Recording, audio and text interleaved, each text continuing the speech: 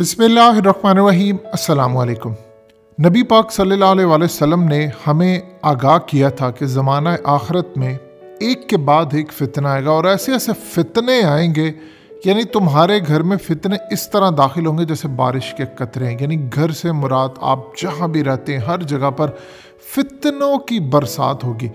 अब बिल्कुल इसी तरह हिंदुस्तान में वसीम रिजवी नामी एक बदबख्त फितना नया खड़ा हुआ है और ये इतना ख़तरनाक फितना है, इतना ख़तरनाक फितना है कि आज देख लें कि हिंदुस्तान के मुसलमान, चूँकि अब ये शख्स इस्लाम की कैटेगरी में नहीं रहता। मज़ीद डिस्कस करने से पहले इस वीडियो को लाइक करें, हकीकत टीवी को सब्सक्राइब करें और बेल आइकन पर ज़रूर क्लिक करें। इस बदबख्त ने पटिशन दायर की है इंडिया की कोर्ट के अंदर और पटिशन में ये कहा है कि इस्लाम की 26 यानी कुरान मजीद की 26 आयात ऐसी हैं जो असल में हमें बुरी तरह इंतहा पसंदी की तरफ लेकर जाती है, लिहाजा आप उसको कुरान से हटाने का एक नोट जारी करें, यानी उसका एक फ़ैसला दें कि कुरान मजीद में से 26 आयात निकाली जाए। सबसे पहली एक बात समझ लें, अल्लाह पाक का ये कलाम है, ये ज़िक्र अल्लाह पाक का है और अल्लाह पाक ने कुरान मजीद में फरमा दिया है कि मैं ख़ुद इसकी हिफाजत करूँगा। अल्लाह पाक ने जितनी किताबें आसमानी नाजिल की हैं कभी भी नहीं कहा कि मैं इस ज़िक्र की हिफाजत करूँगा। अल्हम्दुलिल्लाह 1440 साल हो चुके हैं, इस अल्लाह पाक के कलाम से ना एक ज़ेर ना ज़बर। बड़ी ताकतें आई, मुसलमानों के ऊपर जवाल भी बड़े हैं, बड़ी कोशिशें की दुनिया ने, लेकिन अल्हम्दुलिल्लाह आज तक ना कोई इसको चेंज कर सका, कोई अमेंडमेंट कर सका, ना कोई करेगा, क्योंकि अल्लाह का कलाम है और उसने खुद कह दिया कि मैं इसकी हिफाजत करूँगा।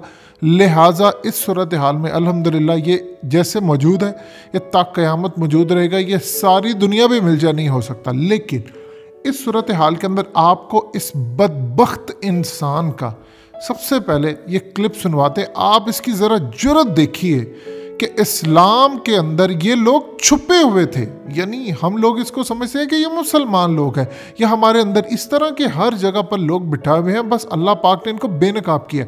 इस बदबख्त की पहले आपको सुनवाते हैं गुफ्तगू कि पटिशन दायर करने के बाद ये कहता क्या है, फिर आपको बताते हैं कि असल खेल पीछे क्या चल रहा है और इस वक्त आरएसएस इसको बैक क्यों कर रही है और पूरी दुनिया में असल में इस्लाम के खिलाफ एक जंग शुरू हो चुकी है। ये सबसे पहले आप इस बदबख्त का सुनिएगा, फिर आपको बताते हैं। आपकी याचिका को लेकर काफी विवाद होना शुरू हो गया है, क्या याचिका है?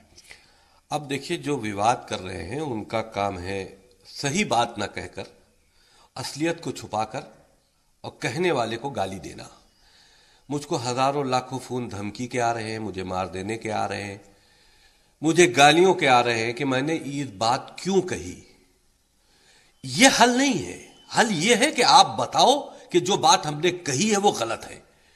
रसूल की इंतकाल के बाद जब खलीफाओं का दौर आया तो पहले से लेकर तीसरे खलीफाओं के दौर में यह कुरान एक किताबी शक्ल में लिखा गया। अब उसके अंदर दो तरह की आयतें हैं।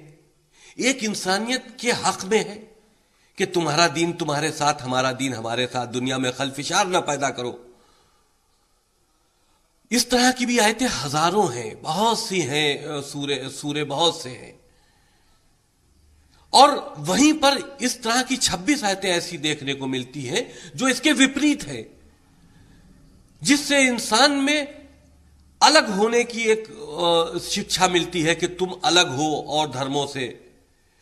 ये तमाम चीजें हैं जो हमने अपनी PIL में सुप्रीम कोर्ट में दाखिल की है। पहले हमने तो 57 मुस्लिम ऑर्गेनाइजेशंस को पत्र लिखा था कि आप इस पर विचार कीजिए। ये जो 26 आयतें ऐसी हैं जो मदरसों से लेकर हर जगह बच्चों को पढ़ाई जाती है, क्योंकि इस्लाम की पढ़ाई, बेसिक पढ़ाई जो है वो कुरान मजीद है, जो छोटे से बच्चे को पढ़ाना शुरू किया जाता है। अगर वो बच्चा इस तरह की चीजों को पढ़ेगा तो आगे जाकर वो किसी ना किसी कट्टरपंथी मानसिकता का शिकार हो जाता है या कहीं ना कहीं किसी आतंकी संगठन से मिल जाता है, क्योंकि वो इन बातों को मजहबी हिसाब से जायज समझता है कि हम जो भी कर रहे हैं अल्लाह के लिए कर रहे हैं। तो ये वो बेसिक चीज है जिसको रिमूव होना चाहिए। लेकिन ये धर्म से जुड़ा मामला नहीं है, ये धार्मिक आस्था से जुड़ा मामला नहीं है, ये धर्म का मामला नहीं है, यह आतंकी शिक्षा का मामला है, हमारी देश की सुरक्षा का मामला है।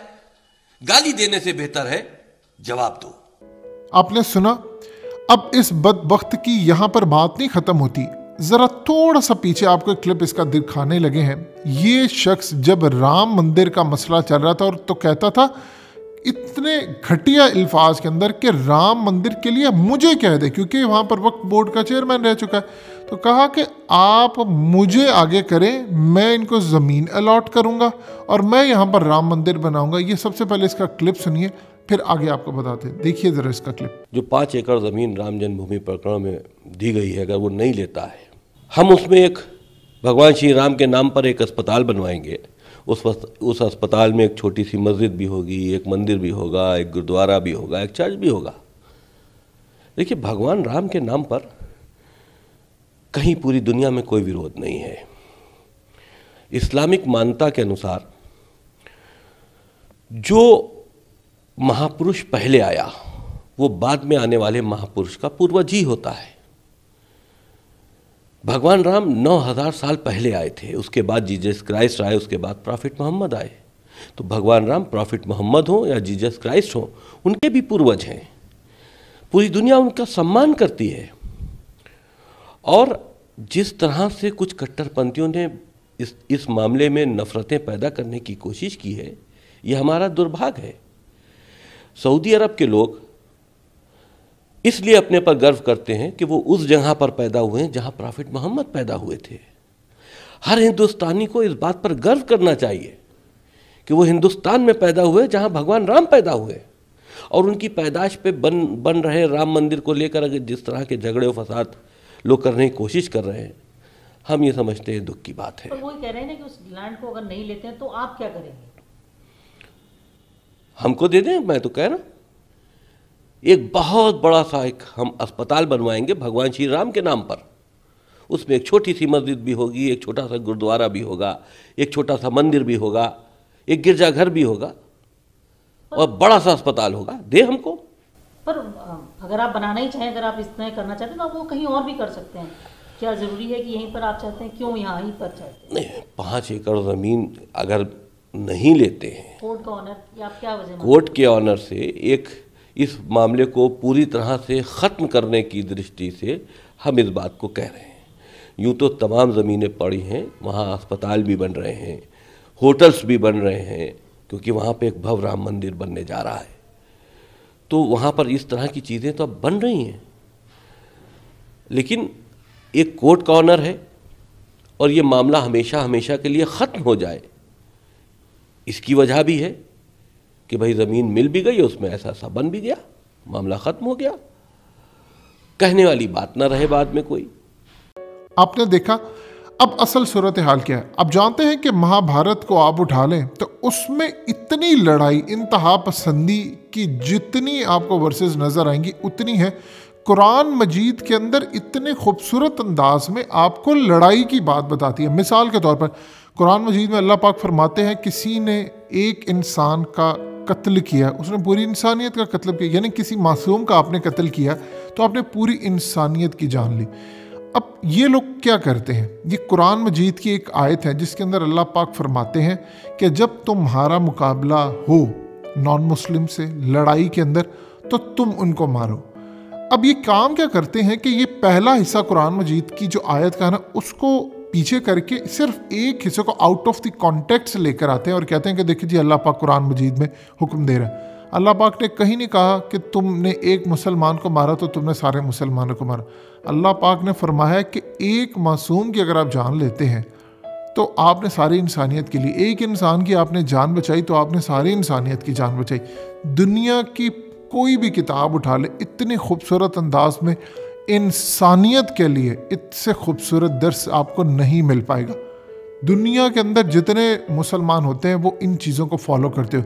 अब ये जो फितने खड़े होते हैं हिंदुस्तान में तो ख़ास तौर पर, बरसगीर में बहुत फितनों की तादाद है, इनके पीछे बैठी होती हैं ये कुव्वतें। इनका असल टारगेट है इस्लाम। ये चाहते हैं जिस तरह इन्होंने कादियान फितना खड़ा किया, वो क्यों था? वो इसलिए था कि लोग अल्लाह की राह में लड़ना छोड़ दें।